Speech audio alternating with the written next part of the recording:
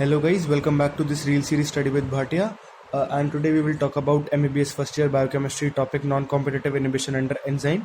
So talking about non-competitive inhibition, it is a mixed type of inhibition. ये reversible भी हो सकता है, irreversible भी हो सकता है.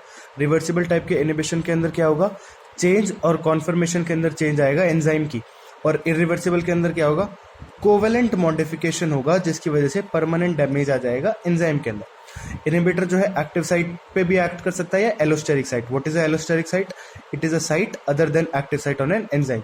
तो non competitive inhibition, mix type of inhibition, generally irreversible. Inhibitor या तो एक्टिव साइट पे एक्ट करेगा या एलोस्टेरिक साइट पे. कंपैरिजन करा जाए तो कॉम्पिटिटिव इनहिबिशन तो क्या है, रिवर्सिबल टाइप का इनहिबिशन है, और इनहिबिटर जो है वो एक्टिव साइट के ऊपर बाइंड करता है. नॉन कॉम्पिटिटिव टाइप के इनहिबिशन के अंदर कोई भी स्ट्रक्चरल सिमिलैरिटी देखने को नहीं मिलती है सबस्ट्रेट की इनहिबिटर के साथ, लेकिन कॉम्पिटिटिव इनहिबिशन के अंदर सिमिलैरिटी देखने को मिलती है सबस्ट्रेट की इनहिबिटर के साथ. तो इसलिए कॉम्पिटिटिव इनहिबिशन के अंदर अगर हम सबस्ट्रेट की कॉन्सेंट्रेशन को इंक्रीज करेंगे तो इनहिबिशन को रिवर्स करवाया जा सकता है, लेकिन नॉन कॉम्पिटिटिव इनहिबिशन के अंदर कोई स्ट्रक्चरल सिमिलैरिटी ना होने की वजह से इनहिबिशन के अंदर कोई भी रिलीफ देखने को नहीं मिलेगा.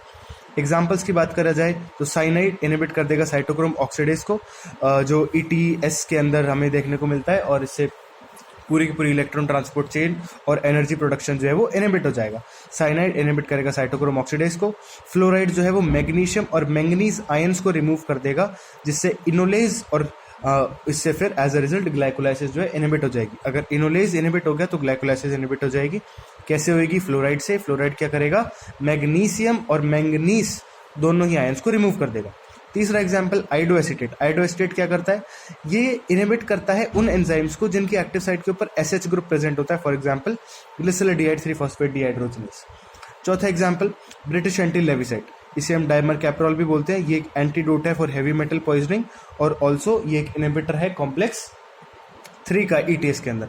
तो ब्रिटिश एंटी लेविसाइड, डाइमर कैप्रोल, एंटीडोट है हैवी मेटल पॉइजनिंग. जब भी हैवी मेटल फॉर एग्जांपल जैसे लेड की पॉइजनिंग हो जाएगी तो उसके अंदर एंटीडोट यूज करते हैं ब्रिटिश एंटी लेविसाइड. और एग्जांपल्स क्या है, डाइसल्फिराम, ये इनहिबिट करता है अल्कोहल डिहाइड्रोजनेज को, और ये अल्कोहलिक पेशेंट्स जो होते हैं उनके ट्रीटमेंट्स के अंदर. फिर मेलाथायोन. मेलाथायोन इनहिबिट करेगा एस्टाइलकोलिन एस्ट्रेस को, ऑर्गेनोफॉस्फेट इंसेक्टिसाइड के अंदर पाया जाएगा. यही बात करें अगर कॉम्पिटिटिव इनहिबिशन एस्टाइलकोलिन एस्ट्रेस का तो वो by succinyl choline. Non competitive inhibition के अंदर Vmax डिक्रीज कर जाएगा, Km सेम रहेगा. Vmax डिक्रीज क्यों करेगा? क्योंकि एंजाइम ही इनएक्टिवेट कर दिया, इसकी वजह से एंजाइमेटिक एक्टिविटी उसी प्रकार की नहीं बनी रहेगी, हेंस डिक्रीज्ड. और Km वैल्यू सेम क्यों रहेगी? क्योंकि एंजाइम की जो एफिनिटी है सबस्ट्रेट के प्रति वो सेम रही है. Thank you.